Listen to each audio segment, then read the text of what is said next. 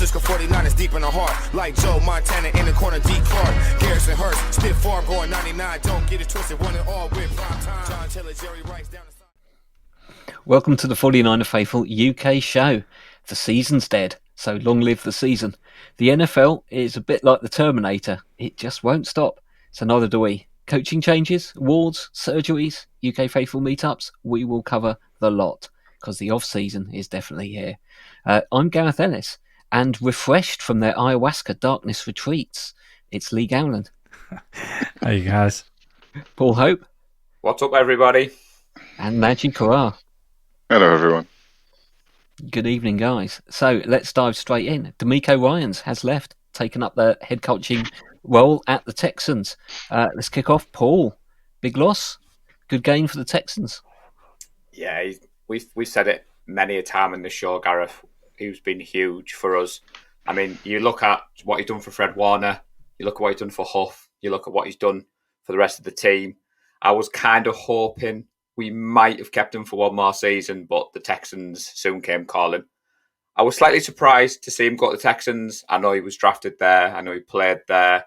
I just thought maybe with their kind of recent coaching hires with the one and done, I'd hate to see Ryans go there and be one and done.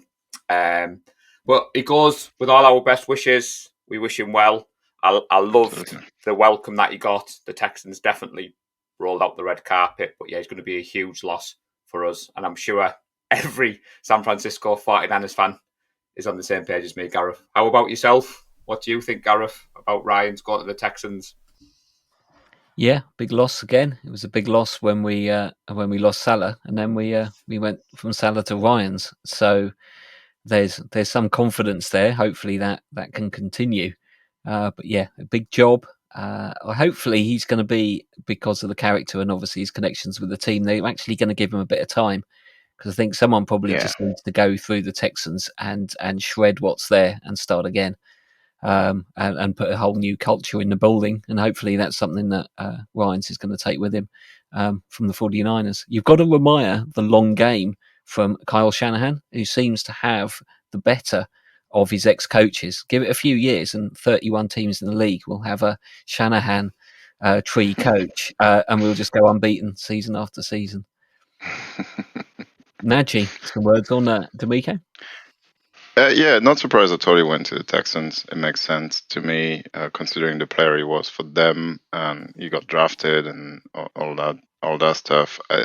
There's also,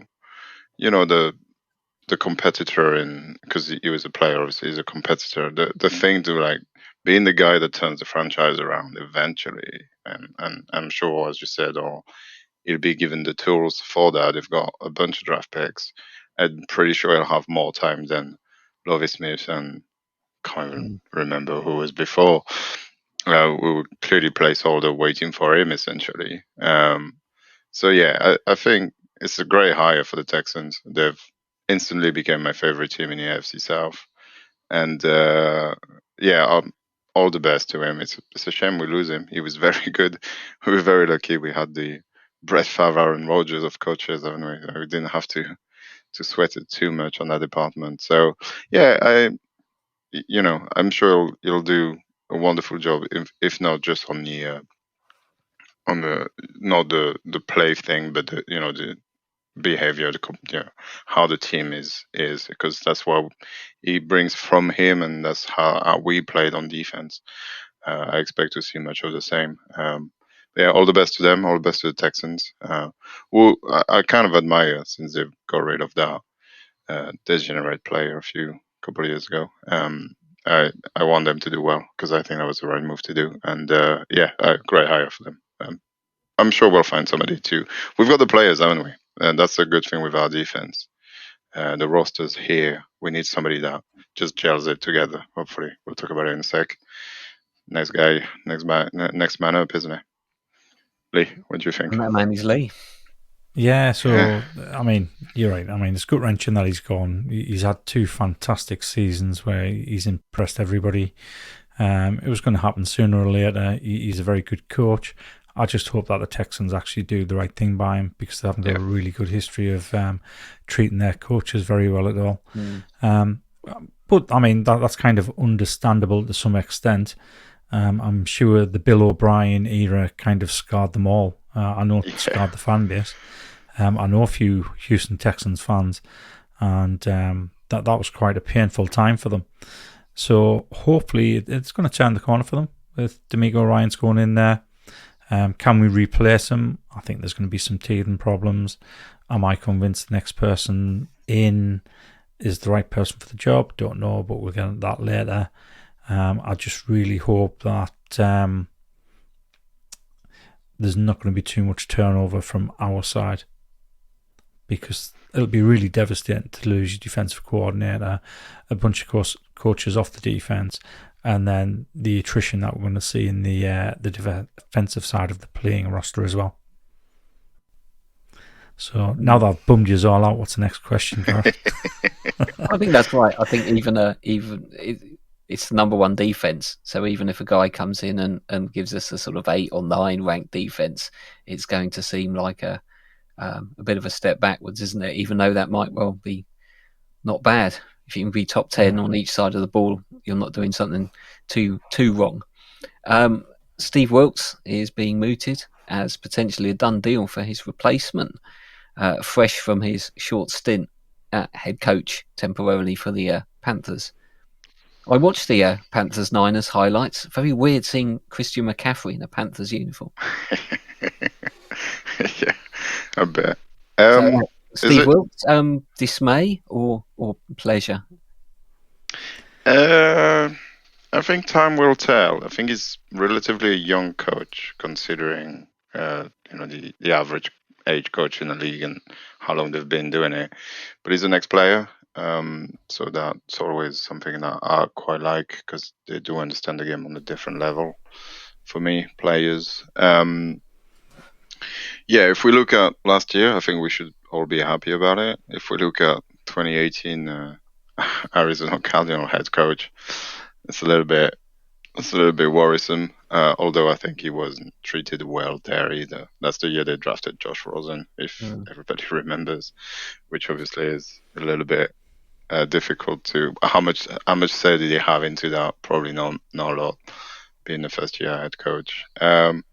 But he also had, the 2017 Panthers defense with Luke Kuechly and Starlo Tulele and that kind of, which was a pretty dominant defense. If we all remember that Panthers team, just on the back of, I think if they had a good Cam Newton, they might have made the playoff a few more times than they did.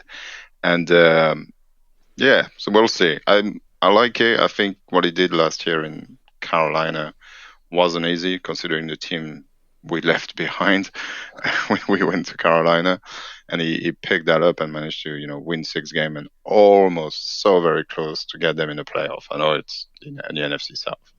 It wasn't very hard, but yeah, we'll see. I'm quite happy. I think I'd be surprised if he doesn't do a good job, but yeah, time will tell. What about you, Paul? Happy? Yeah, it was a strange one for me and Mr. Ludlam. The news broke literally just before we went live on Tuesday night. So like what Lee was saying earlier, quick scramble on your phone. 53 years of age, Najee, to answer your question, but he's had nearly 2 decades of experience in the NFL. Yeah. I was quite pleased when I heard the likes of Brian Burns, who I was quite impressed with last year, come out and speak very highly about him and say that, he cares about the players. He sounded very D'Amico-esque, the way Brian Burns was talking about him. And then you dig into what Kyle Shanahan has said, and he fits from our kind of scheme point of view, which is why I think Fangio was ruled out. I think, like what Najee said, we've got the number one defense, we've got the players. They want someone to come in who the players are going to respect, who he's going to be able to manage them. And if it ain't broken, don't fix it. And from what I've seen, he's not going to do too much different to it. Like Lee has said on a number of shows, which recently has brought my mood down a little bit because I was on quite a positive chain. And then Lee's been going around telling everyone we're losing all our players and pump on the brakes of optimism, Mr. Hope. So, no, I was quite pleased. The Panthers did well last year when he took over, and I think he's going to be the right choice. And what we remember, gents, Kyle Shanahan doesn't tend to get these decisions wrong. You've got to give him that credit. The coaching hires have been really good. And if Wilkes comes in, does a great job and goes on to become a head coach, we get another third-round compensatory pick. So it just seems to be something that what Carl Shanahan seems to do, Gareth. It's just another plug-in and just do the same for me. This is where Lee comes and shoots me down now, Gareth. I can see him itching to jump in. Yeah, he's got that. It is. I don't know what's up with him tonight, but I'm going to get the reputation of being the Grim Reaper here. So I've got to say I'm underwhelmed slightly. I've got some concerns. Obviously, he needs to be given a chance to see how he does. As Paul's mentioned, he's actually got 22 years coaching experience. Of those 22 years, it's about 16 years in the NFL. And so I'm looking at his career history. In fact, let me bring this up so everybody that's watching on YouTube, I can obviously talk this through for people listening. Hold on a second. I read this completely wrong. Then he didn't play; he just coached. That's right. He didn't play, which is another one of my concerns as well. Right, my bad. So let me find. Here we go. So he has been a defensive back coach for quite a few years. Right, I thought he was playing defensive backs. So sorry, everyone. Where we at? So from Washington in 2005, and when it says Washington, I'm assuming it's talking about the college team, not the NFL team at the time. So secondaries coach, defensive backs coach, defensive backs, defensive back coach, defensive back and assistant head coach. That was a period of 11 years. So in my job, I interview a lot of contractors, and I know this is completely different, but one of the things we look for is longevity of roles, how long they're in a particular role. Sometimes there's a very good reason that they're in a short 2-3 month role, because that's all it takes to do that particular piece of work. But you have a look at his resume, and there's a lot of sideways movement with very short time spans in between them. Some of them, he was only at teams for a year before he moved off to another role in exactly the same type of role, which kind of suggests he's not getting promoted. He's not necessarily going to a better team. It's because he's being shoved out the door and people have just picked him up, which is what the concern is. He's had the 1 year as Arizona Cardinals head coach. He had 1 year as defensive coordinator at the Browns, 1 year defensive coordinator at Missouri. Then he's gone back over to the Panthers as a secondaries coach before he's eventually taken on the interim head coach. And to me, looking at that, I am worried. I am worried because I look at that and think, well, all of these short periods, he obviously has not impressed enough for them either to, one, keep him, or two, actually promote him internally on their own team. So this feels to me as though it's a mistake. Looking at his resume, I'm just not impressed by it. He might completely blow us out the water. I remember thinking Salah was no good when he first came in. I thought he really struggled, but then he blew me out the water. I think Ryan's from day one, maybe the first couple of games, it was a little bit sketchy, but after that, you could just see. So let's give him a chance. He might be okay. I just hope he proves me wrong, because I do have an awful feeling about this particular hire. Well, we've got to trust Kyle and John, really, don't we? They've so far have been hiring people that have been working out. And I think it's more of a system and it's more of an ecosystem. It's not just one coach that decides everything that goes on, isn't it? And I think, Chris Korachek, the line coach, is good. A linebacker coach is good. A secondary coach is good. I think all it needs is, he's not going to come in and throw away everything and try and do his thing. All he has to do is come in and do what we did and keep the intensity at a high level and to keep that top 5 defense, for best defense in the league. So I have faith. I think the thing is also you're always restricted to who's available. And right now on the market, I don't know who else would have done a better job unless you have a name in mind that we should have hired.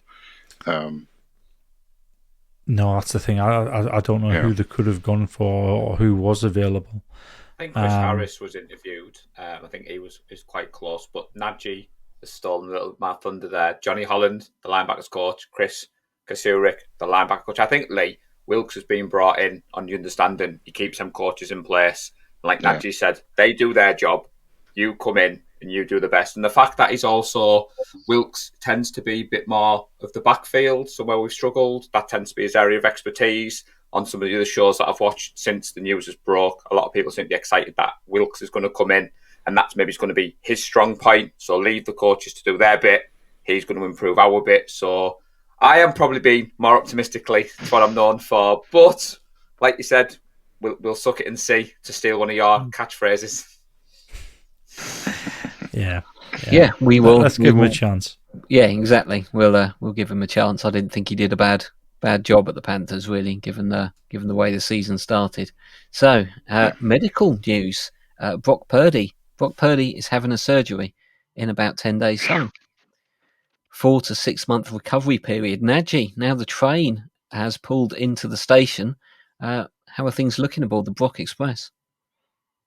Well, it's kind of a sign of relief. Obviously, this Tommy John nonsense that we've been hearing has really scared me. I really didn't want him to be out for a year. I think, especially the stat that 80% of baseball players that have the injury and the surgery don't actually recover from it properly to play at the same level. That's what was concerning about that surgery. The fact that he's not having that is amazing. It means he'll be ready to go and just before training camp, essentially, maybe even OTAs. We might see him on the field.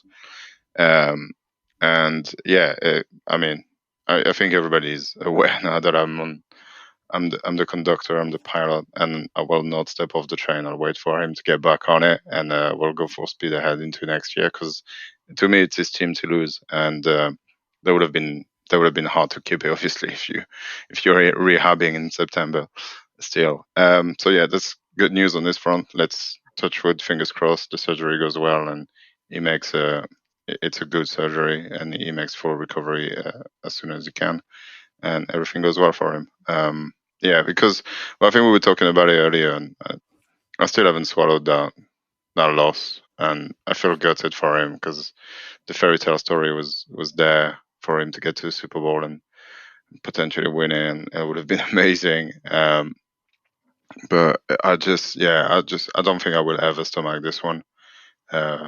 It's what a shame to finish a season like that. And I now officially hate the Eagles more than pretty much any team. It's crazy, but I can't wait for the game next year. I might actually look into going and watching that game very specifically for revenge reasons. Yeah, don't care about the Rams, don't care about the Cowboys. I just want to beat the Eagles now. Yeah. Lisa itching to jump in there. Oh, yeah. Do you reckon I'm itching? I think, obviously, I can't be happier that they've said that he's going to be ready to start playing again before training camp. Yeah. So it's going to be interesting to see how his arm is, whether or not he's lost a little bit zing off his arm. Those sideways throws that he does, apparently that might be affected a little bit. Obviously, it's an injury to his thrown arm. It's definitely going to affect him somewhere. Yeah. How quickly he gets over that, we don't know. I mean, we saw what happened with Jimmy when he did his knee. I think it probably took him 3 seasons to get over that before he looked comfortable. Yeah, that's so true. It's going to make for an interesting training camp. But I'm glad that it's only 6 months rather than 12 month, 9 to 12 month. Yeah. Hopefully he's made the right decision. He's made the decision based off the medical expertise rather than I need to get back there as quickly as possible to protect my position now that I've won the right to be the starting quarterback. And he has. Let's face it, he has. Oh, yeah. And I think Trey mentioned it himself. How can he possibly expect to go in after the job that Brock Purdy has done? I think it'll be an open battle in camp. I can well see that. And if Brock Purdy comes back and his arm is okay after surgery, then it is Brock Purdy's position to lose. It's got to be. Because what we saw is absolutely excellent. Right, guys, we've got a guest coming on. Let me bring him in. I think he can hear us because he's smiling. Give us a wave if he can hear us. He can, right. Let me bring him in then. Hello, Nick. How are you doing? Yeah, How you doing, Nick. gentlemen? How are you doing? How are my good friends across the pond? We are good. absolutely Good. fantastic, mate. All good. Right. I'll tell you what, I'll give everybody the context of why we have Nick on the show tonight. So last year when I was over in San Francisco, Nick brought some gifts for you guys, which you have finally received. And what we decided to do is we'll get you to open them up live on the show. And then you all open them at the same time so nobody can spoil each other's surprise. So obviously that was the idea, and I've been trying to rope Nick into coming on the show while you do this. So if you want, guys, crack on and open up those packages. It's going to take me forever, I feel like. Yeah. Thank you very much, Nick. Thanks Thank for you. joining us, and welcome on the show. A small gesture for what you guys do for the community, not only across the pond, but all over the world.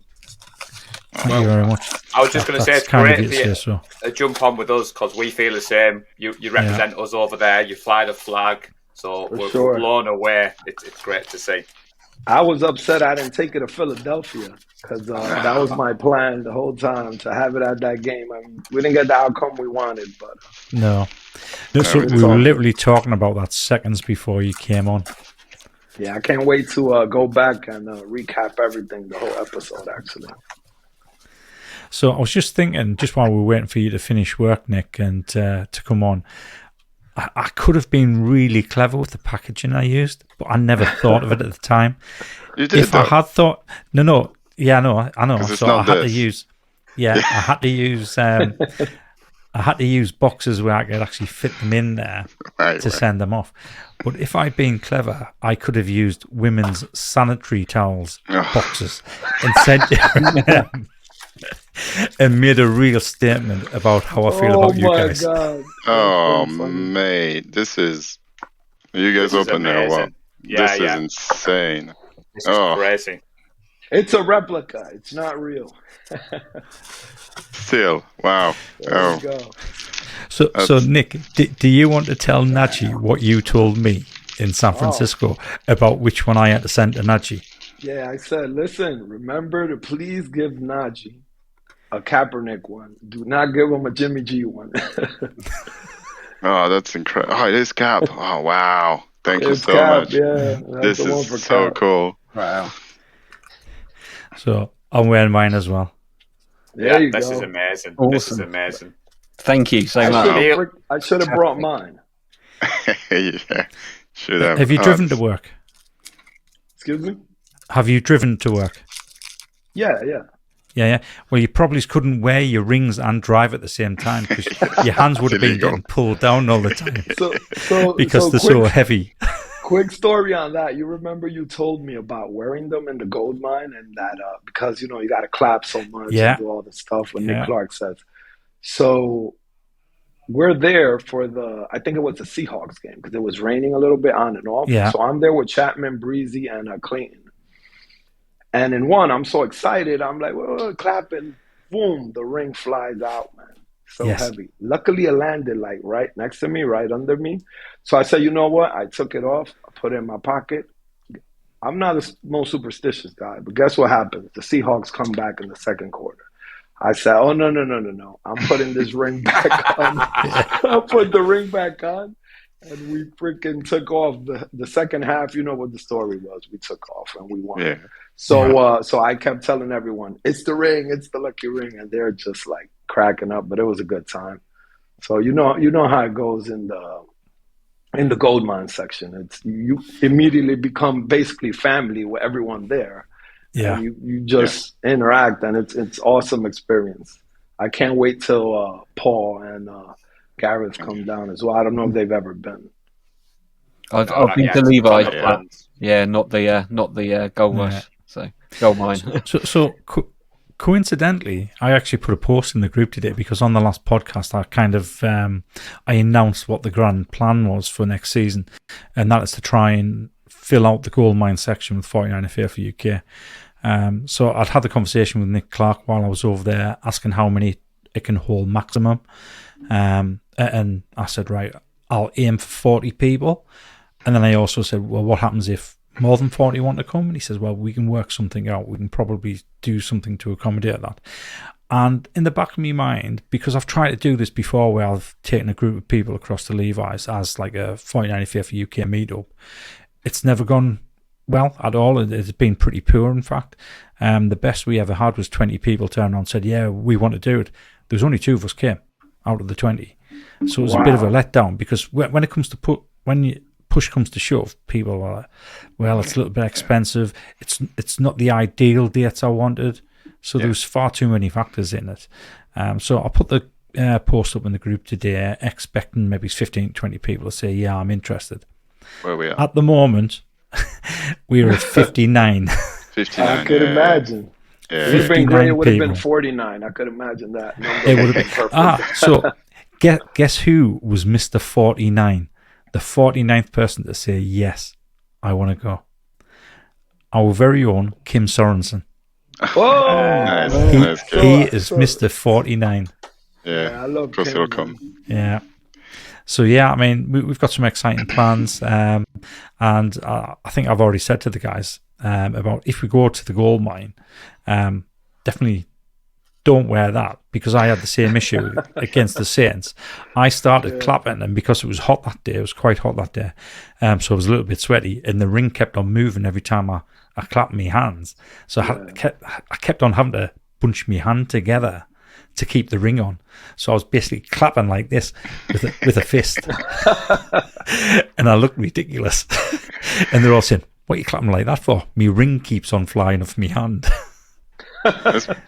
Mine is perfect size, by the way. That will not go anywhere. So Good. perfect.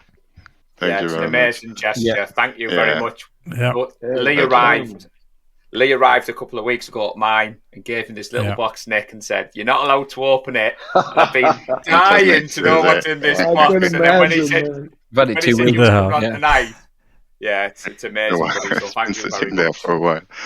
It was a great plan by Lee, and actually with the whole strike on the postal over there, it was like, I guess it was kind of building up. Would have been great if we would have been anticipating a Super Bowl, but it's just that close, would have been man, fantastic. it's coming up. It's coming up. Yeah. Hopefully, I think it's been pretty hard for us all to take the defeat against the Eagles because of the manner. We didn't really have a chance to actually give them a proper game.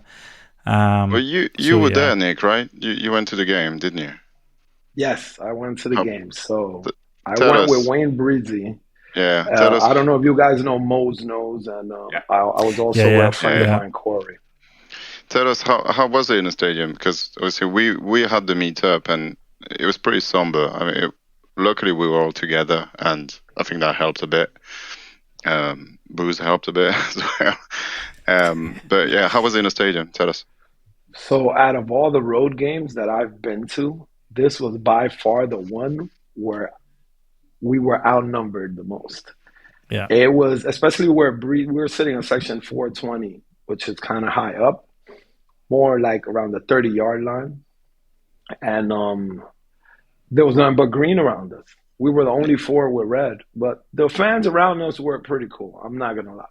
I mean, considering it was up there and they were saying that was the worst of them, they were pretty cool. They weren't that bad. I mean, it was a good experience. It was definitely interesting. You know, you have your fans that are very disrespectful. There were a couple of them that were disrespectful towards us, but, we know how to handle ourselves, and we didn't let anything get over the line. But they were pretty knowledgeable, just like me. When I go to a game, I interact with everyone. I show them that I know about their team as well and their players, and I give my opinions, and usually we agree.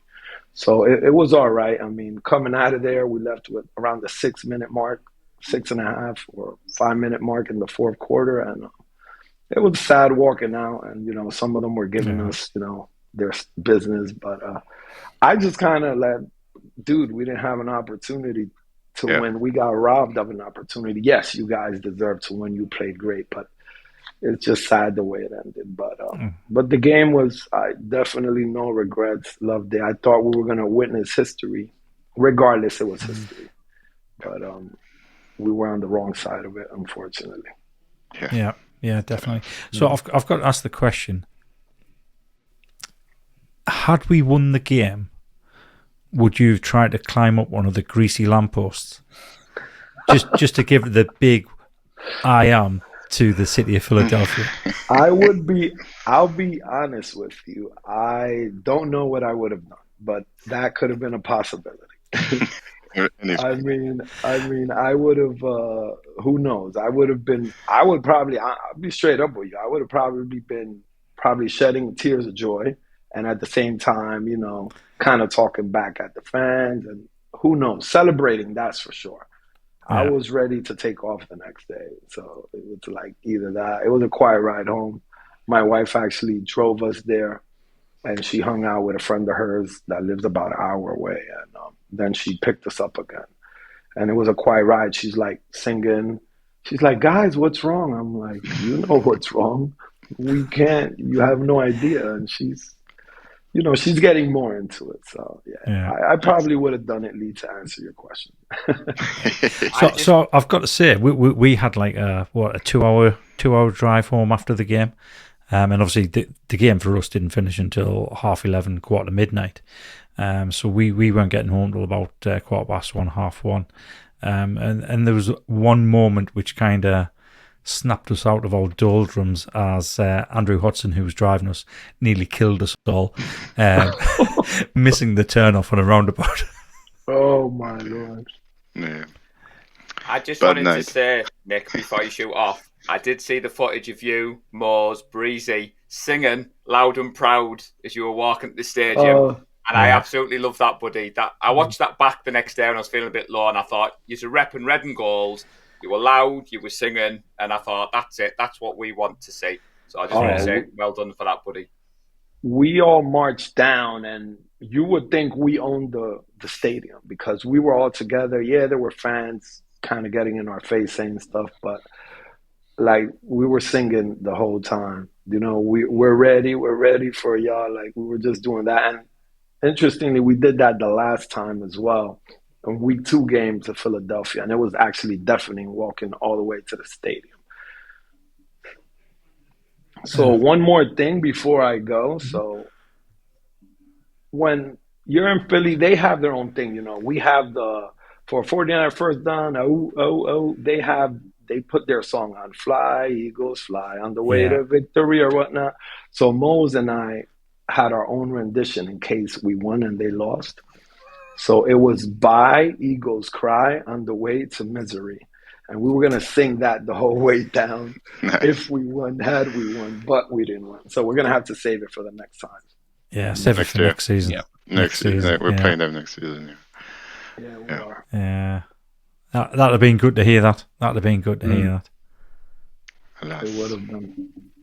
Yeah. Will you be watching guys. the Super Bowl, or are you gonna give it a miss? Definitely. I was. We were all planning on going to Arizona, even if it's just for the festivities. And I actually was talking to somebody that was trying to look for like a corporate into the game in case we were playing. And it would have been nice, who knows, but I would have been there regardless. Chapman already has something set up. Breezy would have been there. Those guys are like, they mean a lot to me. They basically became my brothers in a sense this past season. Kind of like I see you guys, I always say you're never alone when you're with the faithful, no matter where you're from. Yeah. We have that in common. We have that love for the team, and it's like it's shared just worldwide, and it's unbelievable. So I'd actually looked at doing exactly the same thing, going out to Arizona, taking in the atmosphere of Super Bowl weekend, but then just finding a bar to go and watch the game in, because there was no way I was paying $5,000-$6,000 for a ticket. I'd go and sit in a bar and watch it. And the reason I was going to do that is because I was so convinced this was our year. I thought we were by far the best team in the NFL. We were. Yep. We were. Yeah. Took the football gods to strike us down, unfortunately. Yeah, cool. Solar could stop us. Yeah. Should we carry on with the show? Do you want us to? You stay, Nick. I can't remember what we got next. I mean, I can. It's up to you guys. I found a nice quiet room over here at work. So as until they come and kick me out, I'm okay. Right, So let's if do you've it. got the time, then we've just kind of finished up talking about Steve Wilkes, and Yeah, we did. while both while all Gareth, Nagy, and Paul are quite positive, I am not so positive. And I look at his coaching history, and I see a lot of really short-term positions, all of the same position: defensive back, defensive back, defensive back, defensive back. And when I see that, to me, it says that he's had a season at a team, the team don't like him, they've moved him on, and he's managed to get the same position at another team, rather than he's moved on because he's been promoted, like the likes of D'Amico or Ryans. So I do have my concerns there that potentially this may be the first poor hire that the organisations have. Having said that, obviously I will give him 110% backing as a 49ers coach. It's just that it does have me concerned. What are your thoughts on the hiring of Steve Wilkes? So I kind of love the hire. Yeah, there's questions, but I mean, out of everyone out there, that was not going to change the system much. I think that he's the guy. I think the big difference is, you know, the way they play the safeties.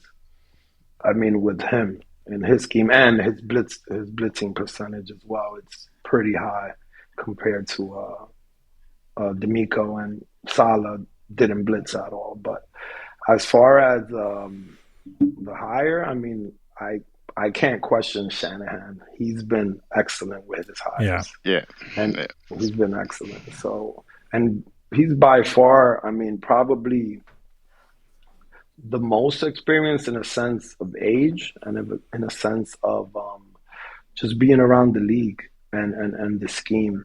So them having Kuserik there in that interview with him actually gave me even more confidence because of that. Since Kuserik was in the room with him, and you know they kind of like aligned on what system they're going to run and what not to change, and what's working, what's not working.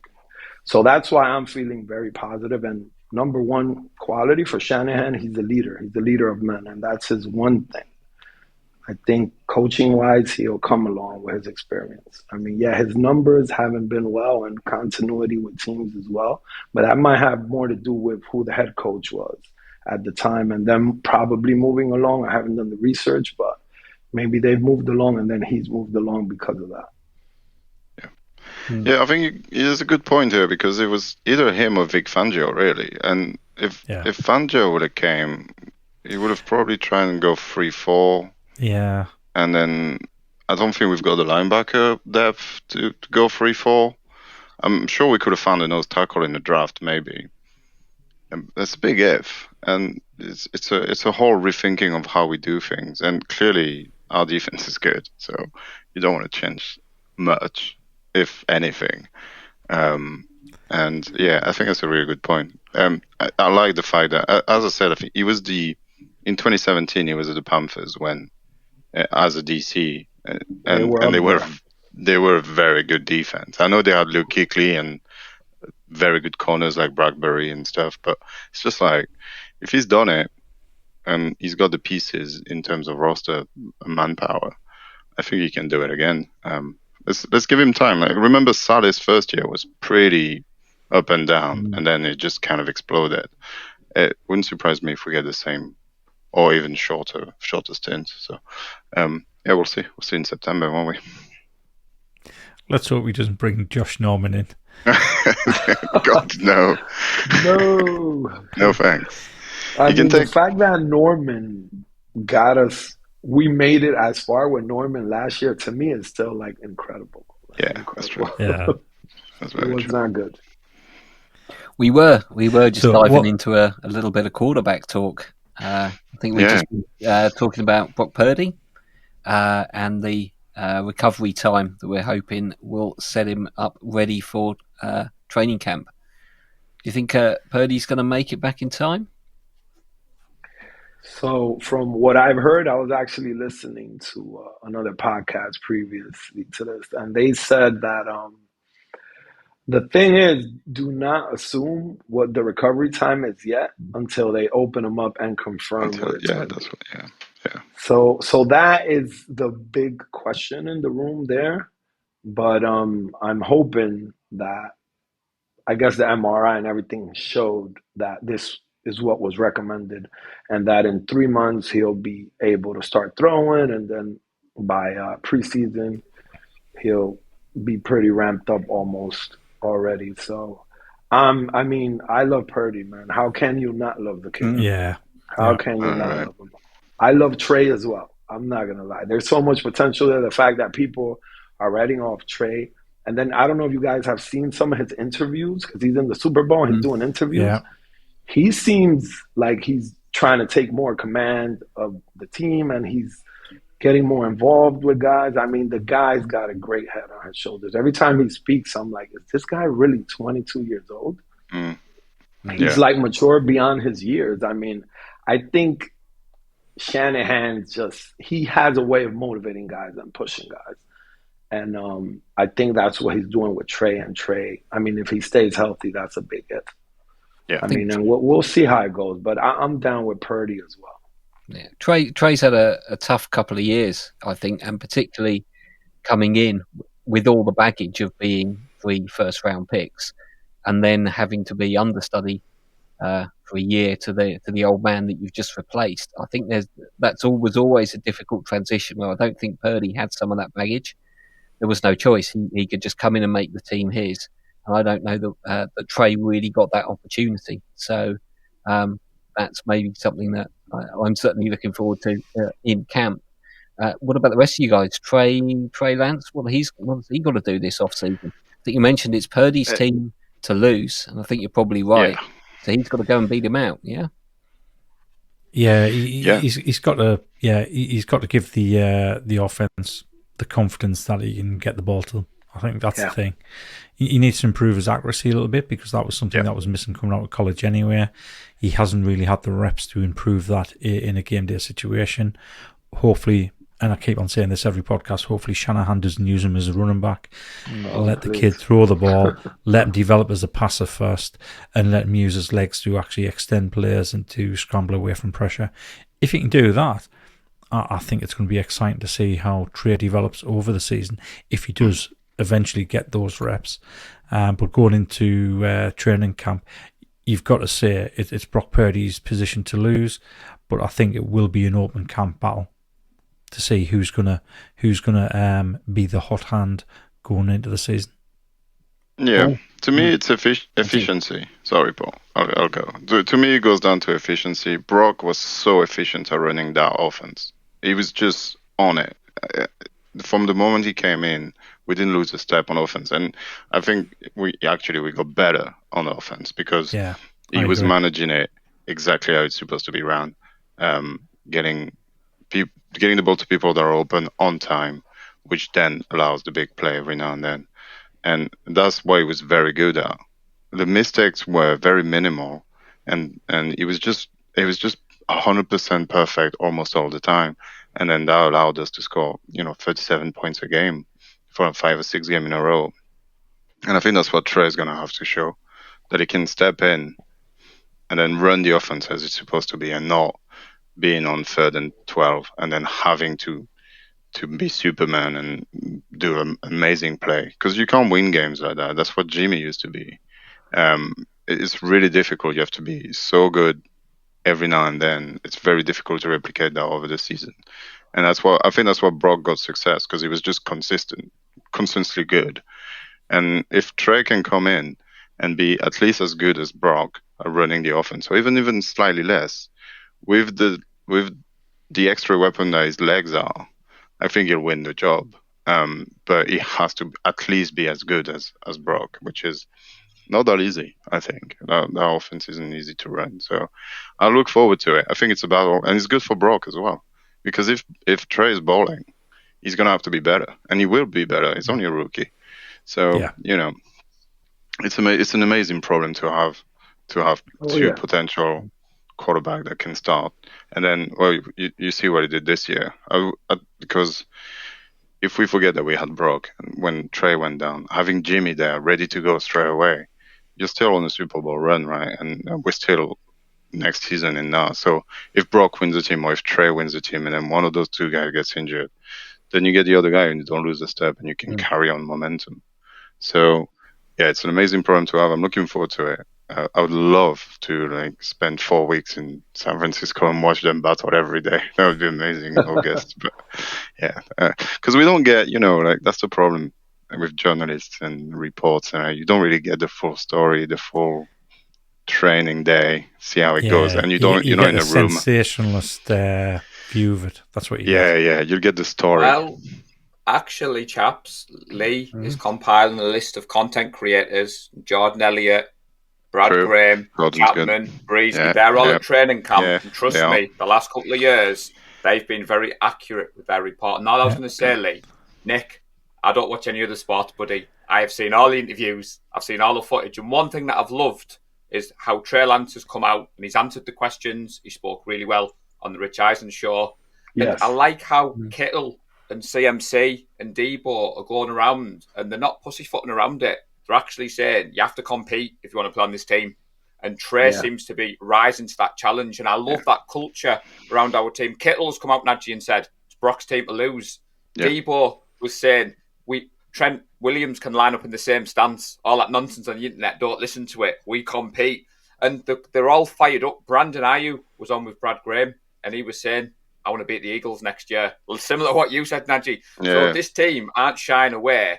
But like you've said, that quarterback battle at camp is going to be something. All I wanted to say about the injury is I'm a little bit more pessimistic than optimistic, purely because, like Nick said, until they open it up, until they go in, I just hope that he makes the right decision for him and he isn't rushing back just for the team. But I've read more on Tommy John, and Tracy keeps saying, who's this Tommy John that you keep reading about on the internet, Paul? I was like, he's not a player, Tracy, trust me. But I just hope it isn't that, because if it is that, then we're in for a world of pain. But we will worry about that when he goes to see the surgeon in a couple of days' time. Yeah, they say the 20th, right? 10 days. I think it's February 20th. Yeah. So iron sharpens iron, guys. We'll see. Like they say, that competition is only going to make them better. Yeah. And remember, Trey never had CMC. That's another point. That's very Jimmy true. came in with CMC. Jimmy looked more comfortable than I've ever seen. Yeah, absolutely. Purdy right in there. So that is our key factor there. And I thought we would win because we had that last piece. That run he had for a touchdown, have you seen that in slow motion? Yeah. It's unbelievable. It's unbelievable. He's so good. I mean, we went wild in Leeds. You must have gone crazy in Philadelphia. I mean, we loved that touchdown. We went wild. We went wild. I called them. I said, "Yeah, there he goes." I go, there he goes, white chocolate, and all the guys are looking at me laughing. Like, oh man, I like that. I'm like, oh, he's so good. Yeah, fantastic. So, speaking of good performances, it's the time of the year where we launch the much coveted 49er Faithful UK Awards, also known as the Four Fuckers by its abbreviation. This year we are going to do something perhaps a little bit different this year. We thought we'd mix it up a little bit. We're going to pick off air. We're going to pick 4 candidates for each potential award. We're going to put those 4 candidates onto the wheel of positivity, and then we are going to give the wheel a spin on the live show, and one of us will have to make the case for that player to win that particular award. So hopefully that makes sense. It might make more sense when we actually come to do it on the show. When we do it. We are doing the usuals: defensive player of the year, offensive player of the year, rookie of the year. That could be an interesting one. An overall team MVP. Then we have another few awards. Perhaps we'll cover them in another show. Perhaps that's enough for 4 so far. But there were an absurd amount of awards given out last year. It was about 12, I think we did. So I think we're going to possibly bring that down a little bit this season. So a lot of love. So you guys got to get watching the highlights, get watching the game tape from this season. And see who you might get on the positivity. Sadly, so when is this? When are the awards announced? Probably exactly 2 weeks.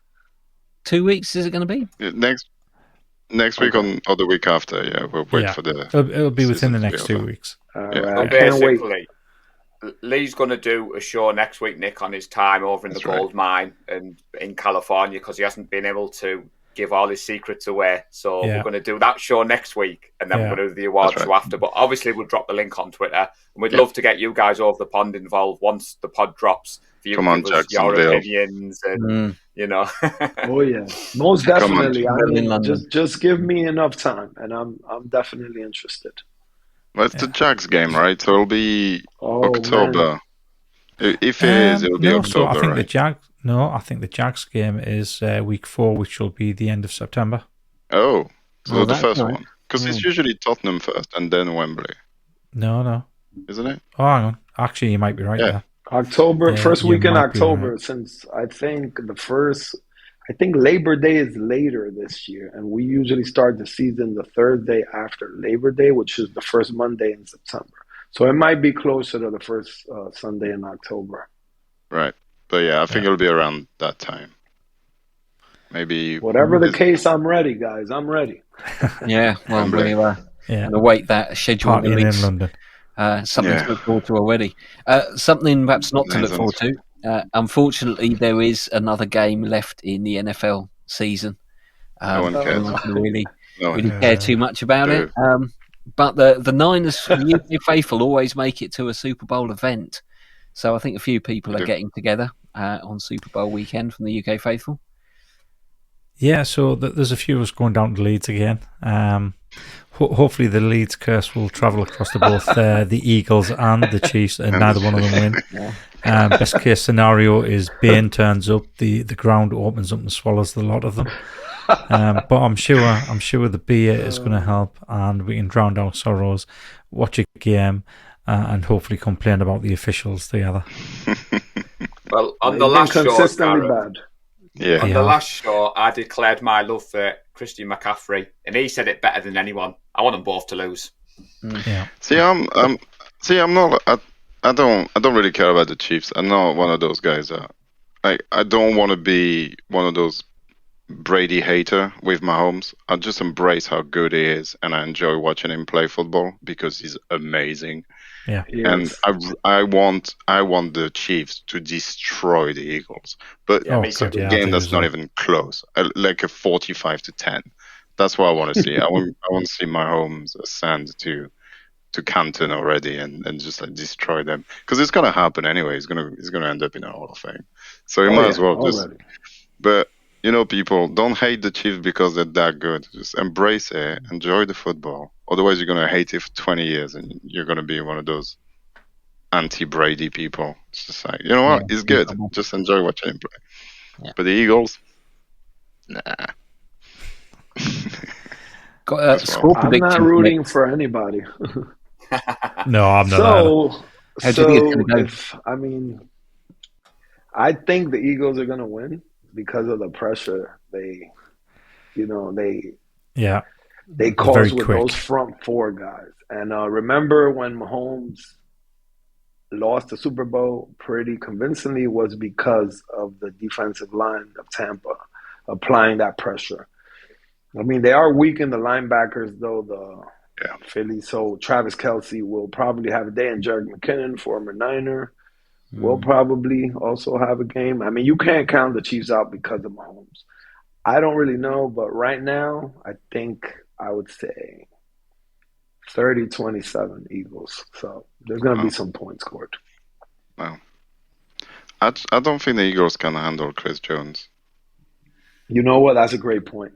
That guy, I love him as a player, but I still remember those two batted balls against us. Same, yeah. Debo could have still been running. I know. Yeah. I don't know. And Jalen Hurts has not been looking good for a while.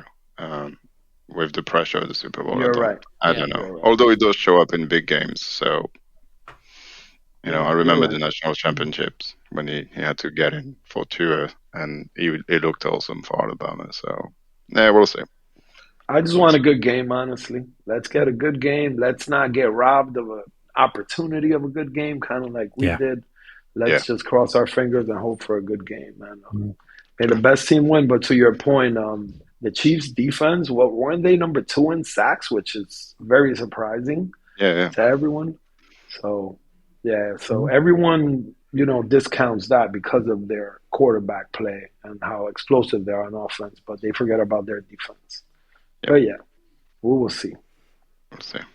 Yeah, I think as well for me, Nick, the Chiefs, 5 AFC Championship appearances, they're heading into their 3rd Super Bowl.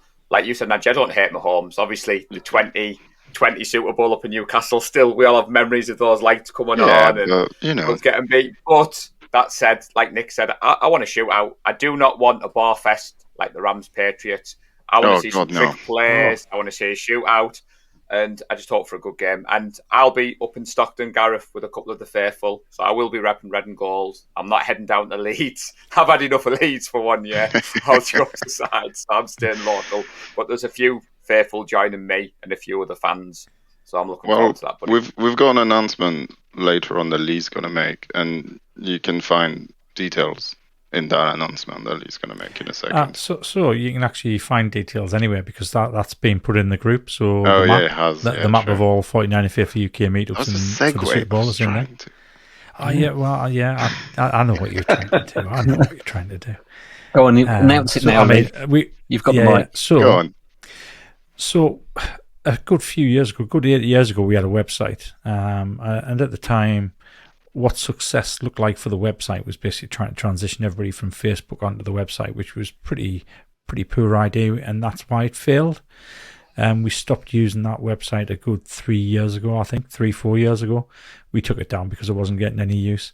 But now we've reevaluated what we can use a website for, and because we've got a lot of members who aren't actually engaged on Facebook, that they don't use Facebook. We've got a lot of Twitter users, Discord users, people on Instagram.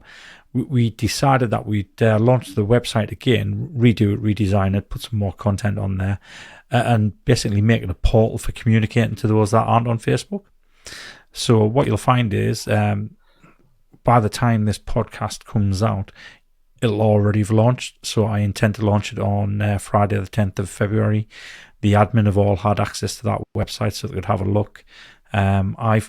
Both myself and Wayne Humphrey have created the first 2 blogs on there.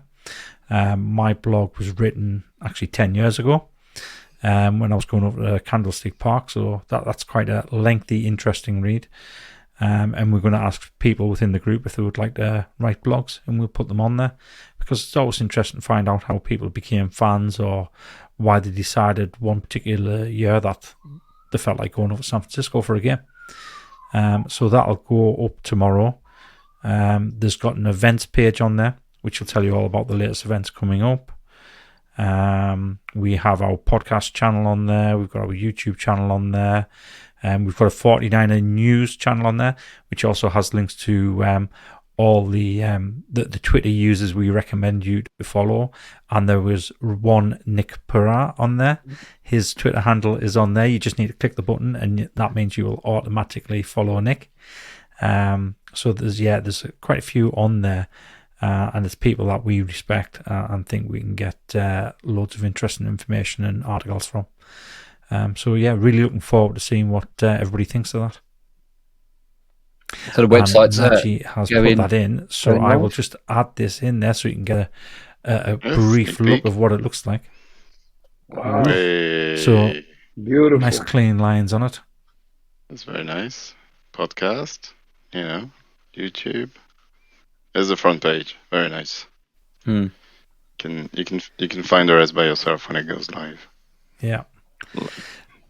So we try to keep it nice and clean and to the point. So the information is just there, easy to find. Like I said, we've got a contact page in there as well, which fires straight off to our email address. And hopefully this will help keep the people who aren't on Facebook engaged. And like I said, it's got all of our different links on Instagram, Discord, Twitter, YouTube, podcasts, Facebook, our new channel, our TikTok channel, where Nick Ludlum's going to be doing a load of crazy dances, among other stuff. Yeah, Nick check that one is out. Really good guy, man. Yep. He is. Pleasure to meet him as well. So that is it. That is my one and only PSA. There you go. Well, that was quite an That's announcement. excellent. Yeah, website, a huge amount of work. Well done, Lee, and Wayne, I think. So yeah, it's mostly Wayne. So Wayne set it all up in the background, and I just put the content in.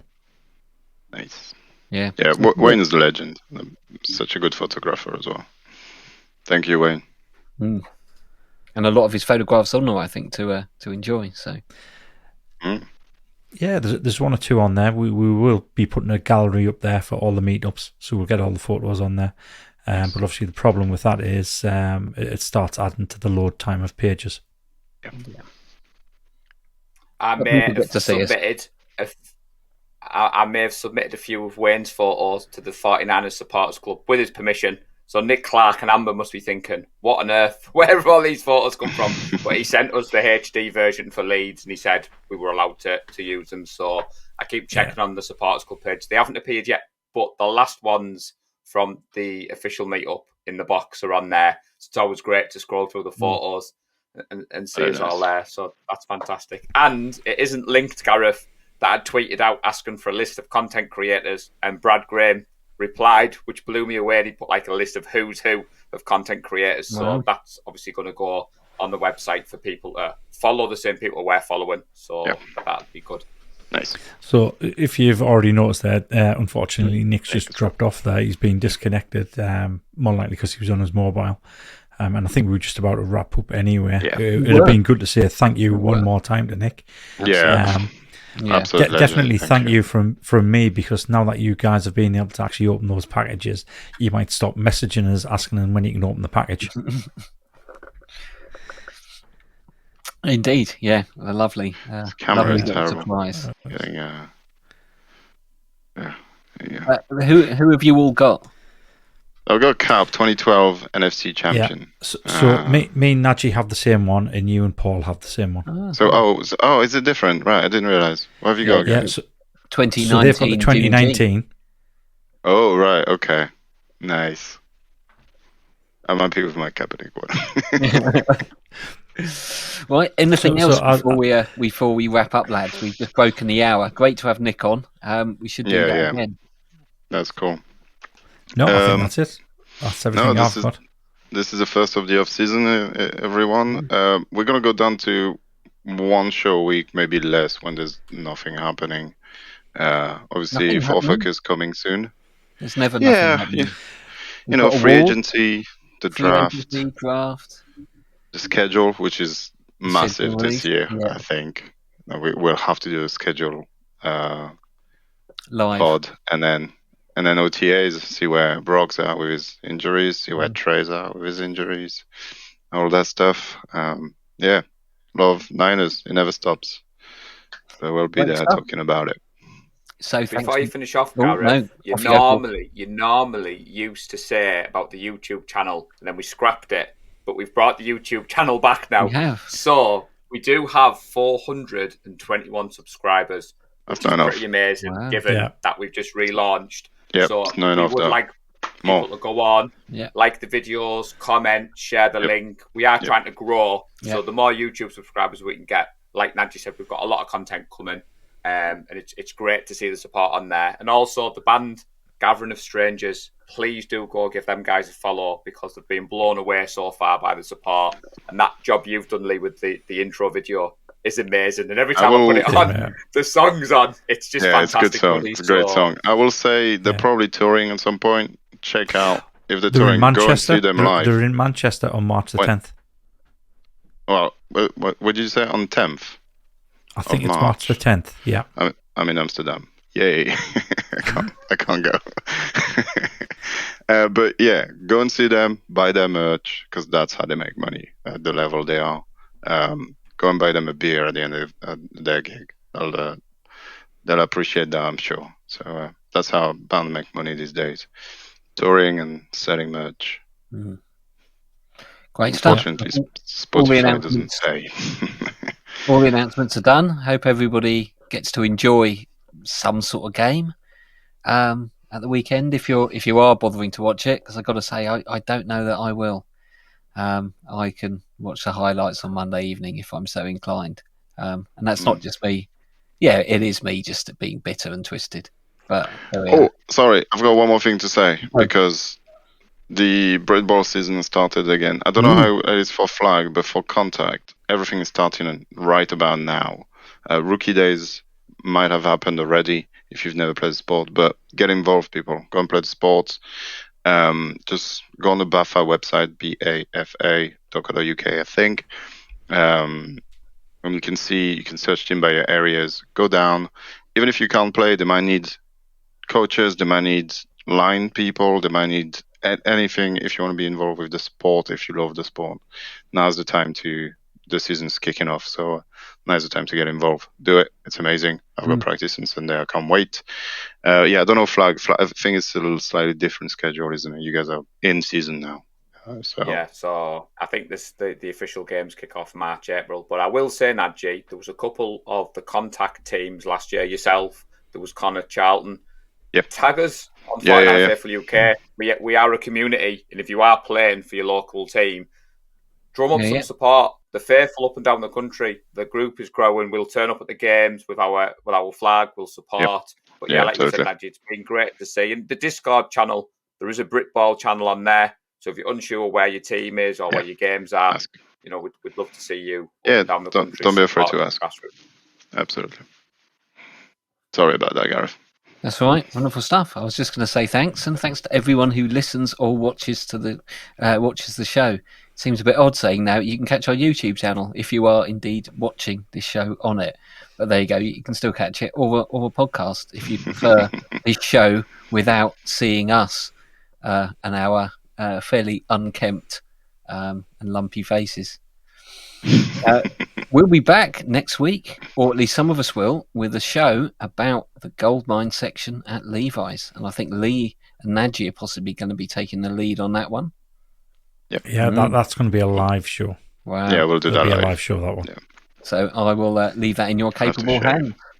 The off-season's here. I'm kind of looking forward to it. As soon as one's done, there's another one around the corner.